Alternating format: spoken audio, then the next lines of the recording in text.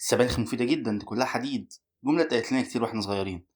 بس هل فعلا السبانخ فيها حديد؟ الحقيقة ان فيها حديد فعلا، بس للأسف جسمنا مش ممتص منه غير جزء صغير جدا.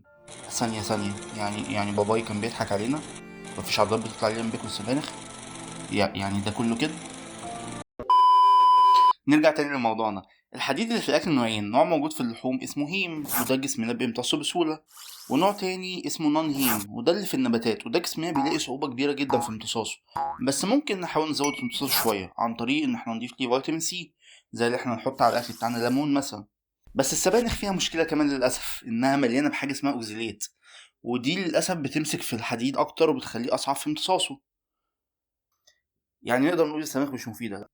لا طبعا هي مفيدة عادي، كفاية إن هي مليانة ألياف وفيتامينات ومعادن. نخش في اللي بعده. هل تعلم أن فيتامين سي يتكسر بالحرارة ولا يعالج البرد؟ لا ثانية، ده موضوع لفيديو تاني. المهم لو عجبك الفيديو دوس لايك ومتنساش الفولو. سلام.